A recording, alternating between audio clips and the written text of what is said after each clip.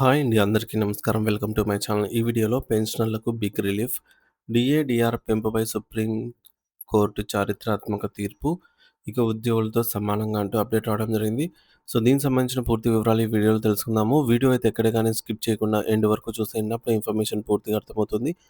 అలాగే ఈ వీడియో చూస్తున్న ప్రతి ఒక్కరు లైక్ చేయండి ఫ్రెండ్స్. ఈ వీడియోని తోటి ఉద్యోగ, పెన్షన్ మిత్రులతో అయితే షేర్ చేయండి. కొత్తగా మన ఛానల్ చూస్తున్నవారు ఇంకా ఎవరైనా సబ్స్క్రైబ్ చేసుకోకపోతే వెంటనే మన ఛానల్ అయితే సబ్స్క్రైబ్ చేసుకోండి. సబ్స్క్రైబ్ చేసుకోవడం వల్ల నేను చేసే ప్రతి ఒక్క వీడియో మీ వరకు రీచ్ అవుతుంది. ఇక ఆలస్యం చేయకుండా వివరాల్లోకి అయితే వెళ్ళిపోదాము. ఫ్రెండ్స్, ఇక విషయానికొచ్చినట్లయితే భారతదేశ న్యాయ చరిత్రలో పెన్షనర్ల హక్కులను కాపాడే దిశగా అత్యున్నత న్యాయస్థానమైనటువంటి సుప్రీంకోర్టు ఒక అద్భుతమైన మరియు చారిత్రాత్మకమైన తీర్పును వెలువరించింది. ఇది లక్షలాది మంది మాజీ ఉద్యోగుల జీవితాల్లో కొత్త వెలుగులనైతే నింపింది. సాధారణంగా ప్రభుత్వ రంగ సంస్థల్లో లేదా ప్రభుత్వ విభాగాల్లో పనిచేసే వారికి ధరల పెరుగుదలకు అనుగుణంగా ప్రతి ఏటా కరువు భత్యం అనే అదనపు మొత్తాన్ని చెల్లిస్తూ ఉంటారు.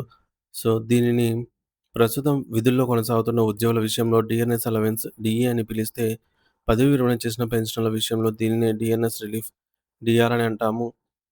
అయితే ఈ రెండిటి మధ్య వ్యత్యాసం చూస్తుంటే ఒక వర్గానికి ఎక్కువ ప్రయోజనం కల్పించి మరొక వర్గానికి తక్కువ ఇవ్వటం రాజ్యాంగ విరుద్ధమని సుప్రీంకోర్టు అత్యంత స్పష్టంగా అయితే తేల్చి చెప్పింది.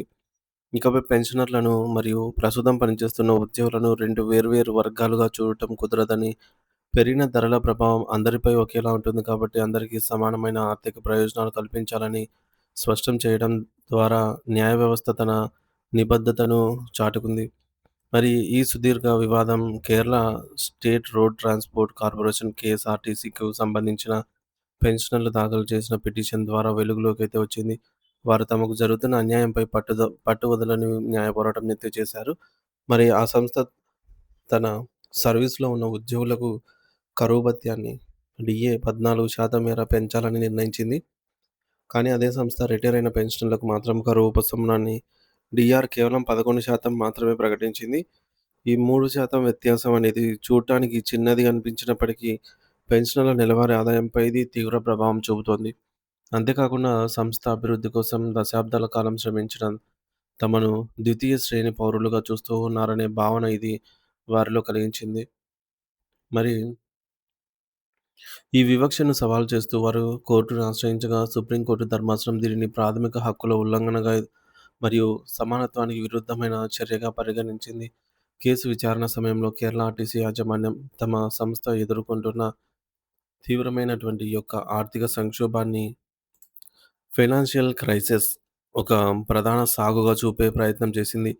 సంస్థ తీవ్రమైన నష్టాల్లో ఉందని, కనీస కార్యకలాపాలు సాగించడమే కష్టంగా మారిందని, అందుకే తమ వద్ద ఉన్న నిధుల కొరత కారణంగా పెన్షనర్లకు పూర్తి స్థాయిలో డీఆర్ చెల్లించలేకపోయామని కోర్టుకు విన్నవించుకుంది. ఇదే సమయంలో ప్రస్తుతం విధుల్లో ఉన్న ఉద్యోగుల ద్వారా సంస్థ నడుస్తోంది కాబట్టి వారికి ప్రాధాన్యత ఇవ్వాలని వచ్చింది అని చెప్పేసి వింత వాదనలు వినిపించింది. అయితే జస్టిస్ సూర్యకాంత్ మరియు జస్టిస్ కెవి విశ్వనాథన్‌లతో కూడినటువంటి ధర్మాసనం ఈ వాదనను ఏమాత్రం అంగీకరించలేదు. ఒకే సంస్థలో ఒకే విధమైన కష్టాన్ని పంచుకున్న వారిని కేవలం వారి రిటైర్ అయ్యారనే కారణం తో విడదీసి చూడటం అనేది ఏ చట్టం కూడా అంగీకరించదని కోర్టు ఘాటుగా వ్యాఖ్యానించింది. సంస్థకు నష్టాలొచ్చినప్పుడు లేదా నిధులు లేనప్పుడు ఆ భారాన్ని అందరిపై సమానంగా వేయాలి తప్ప కేవలం పెన్షనర్ల ప్రయోజనాలు మాత్రమే బలి ఇవ్వడం అనేది సరికాదు అని తీర్పు అయితే చెప్పింది. ఈ తీర్పులో సుప్రీంకోర్టు అత్యంత కీలకమైన మరియు భావోద్వేగపూరితమైన విషయం ఏమిటంటే, పెన్షన్ అనేది యజమాని తన ఉద్యోగికి దయతో ఇచ్చే దానం లేదా భిక్ష కాదని పునరుద్ఘాటించింది. ఒక ఉద్యోగి తన జీవితంలోని అత్యంత విలువైన యువతను, కాలాన్ని మరియు శ్రమను సంస్థ కోసం ధారపోసి రిటైర్ అయిన తర్వాత తన వృద్ధాప్యంలో గౌరవప్రదంగా జీవించడం కోసం పొందేటటువంటి చట్టబద్ధమైన హక్కు ఈ పెన్షన్ అని కోర్టు గుర్తు చేసింది. సుప్రీంకోర్టు గతంలో ఇచ్చిన తీర్పులను ఉటంకిస్తూ ఉద్యోగి గతంలో అందించిన సేవలకు గాను వాయిదా వేయబడిన వేతనం, డిఫర్డ్ వేజ్‌గానే పెన్షన్‌ను పరిగణించాలి కాబట్టి దీనిపై వచ్చేటటువంటి అదనపు ప్రయోజనాలను అడ్డుకునే అధికారం ఏ సంస్థకు లేదని పేర్కొంది. ఆర్థిక ఇబ్బందుల పేరుతో పెన్షనర్లకు రావాల్సిన బకాయిలను నిలిపివేయటం వారి జీవన ప్రమాణాలను దెబ్బతీయటమేనని, ఇది మానవ హక్కుల ఉల్లంఘన కిందికొస్తుందని చెప్పేసి కోర్టు ఆవేదన వ్యక్తం చేసింది. ఈ చారిత్రాత్మక తీర్పు కేరళ ఆర్టీసీకి మాత్రమే పరిమితం కాకుండా దేశవ్యాప్తంగా ఉన్న అన్ని కేంద్ర ప్రభుత్వాలు మరియు ప్రభుత్వ రంగ సంస్థలకు ఒక ప్రత్యేక సూత్రంలాగా అయితే పనిచేస్తుంది. మార్కెట్‌లో ద్రవ్యోల్బణం పెరిగినప్పుడు నిత్యావసర వస్తువుల ధరలు ఆహ్, ఉద్యో ఉద్యోగికైనా, పెన్షనర్‌కైనా ఒకే విధంగా భారంగా మారతాయి. కాబట్టి వారికి అందే ఆర్థిక వెసులుబాటు కూడా ఒకే స్థాయిలో ఉండాలి.